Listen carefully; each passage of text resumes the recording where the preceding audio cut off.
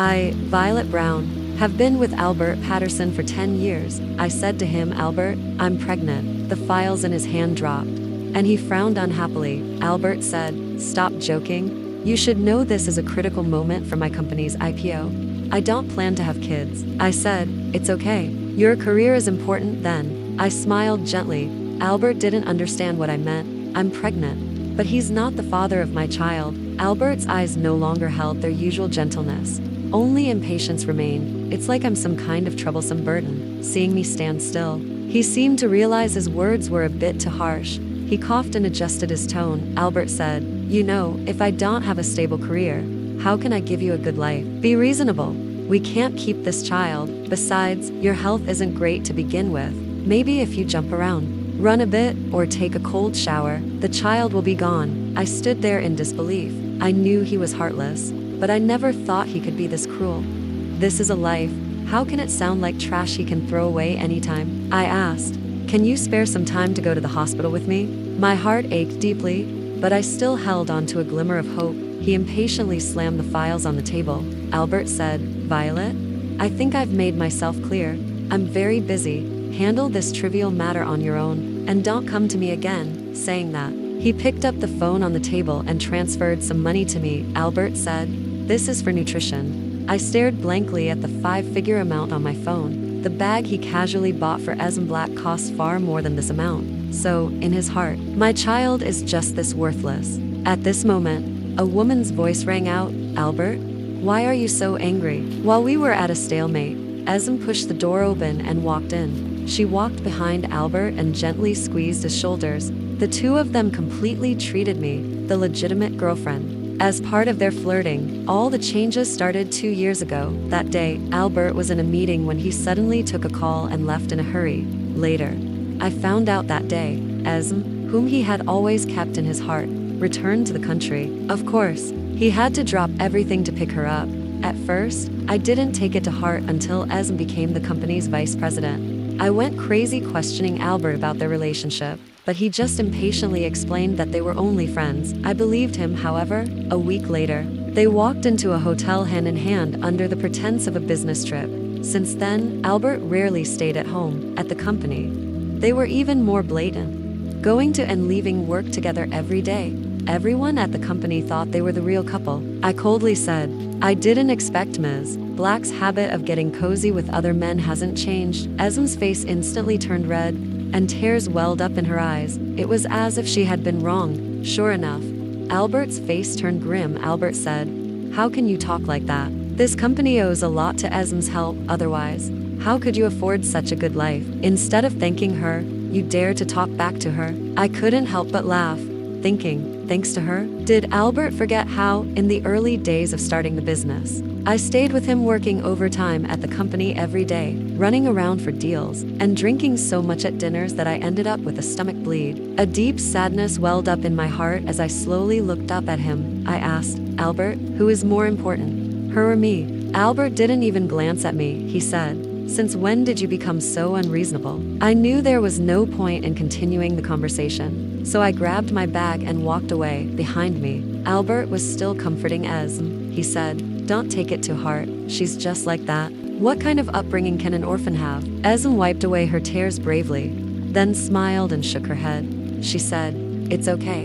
I know Violet just has a bit of a misunderstanding about me. I just need to work hard to get along with her. She's your girlfriend. I don't want to make things difficult for you. Albert let out a long sigh. He said, you're just too considerate. I really couldn't listen anymore, so I left without looking back. On the way home in the car, after hesitating for a long time, I still took out my phone and called my mother. Harper Brown. The international call was a bit unstable, so it took 3 tries before Harper answered.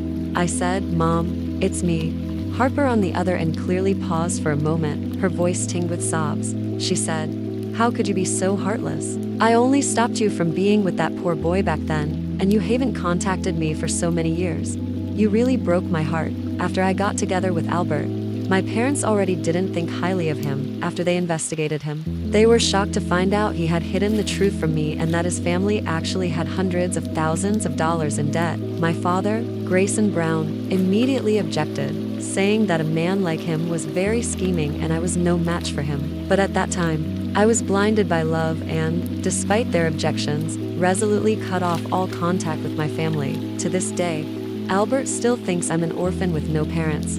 I stayed with him from scratch, step by step helping him pay off the debt. Later, he became a respected CEO, and I became the burden he wanted to discard. I said, "Mom, I'm pregnant." Hearing what I said, there was a loud crash from Harper's side, probably from falling to the ground. After a long silence, Harper finally sighed. She said, "Since you've decided, come back to Paris in 3 days. Just let me take care of you." After hanging up the phone, I felt really upset. I thought, in this world, being a daughter to my parents is truly the easiest. I thought, "Albert, since you don't cherish me, I'm leaving." When I got home, the house was indeed still empty and cold.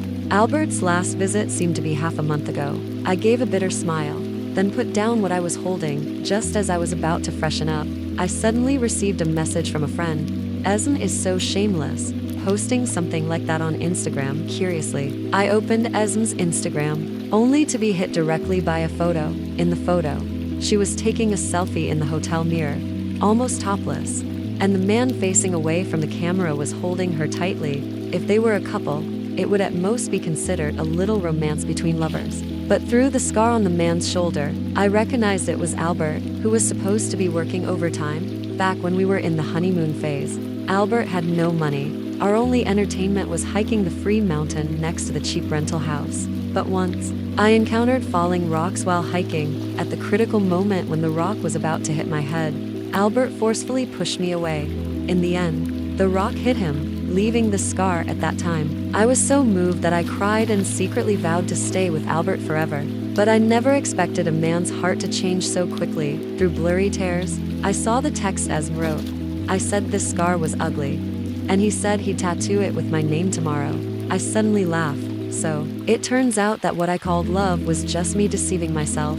The next day, I was the first to arrive at the company. It wasn't because I loved my job, but because I needed to handle my resignation. Standing in the hallway, I took countless deep breaths to prepare myself mentally. The final step of resignation required the president, Albert, to sign. How should I come up with a reasonable excuse to get his approval? I thought and thought, but still couldn't figure it out. After pacing around the doorway several times, the office door suddenly opened. Esm said, "This is all your fault. If you hadn't been so rough last night, how would my back hurt?" Her voice, tinged with laughter, reached my ears. I froze, then looked in the direction of the voice. Albert had a smile on his face, one hand gently resting on Esm's waist. The gentle expression on his face was something I had never received. However, the moment they saw me, a trace of panic flashed in both their eyes. Esm quickly coughed. She said, "Violet, don't get the wrong idea. We played badminton together last night, and I twisted my waist." Although she said that, the blush on her face still made people overthink. I knew she was deliberately provoking me, but I didn't want to pay attention to them. I just handed the document to Albert. Then, I said, "Sign it." Albert frowned and looked at me.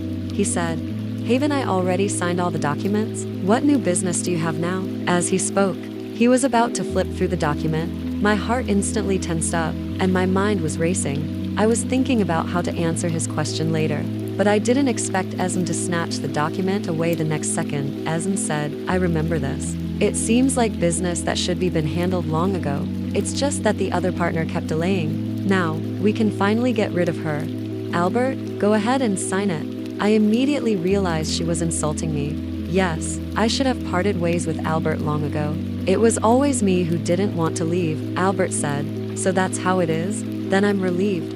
You're always reliable." At this moment, his eyes were filled with affection. He no longer wanted to delve into the contents of the document and simply signed his name. The weight in my heart suddenly lifted. I let out a deep breath.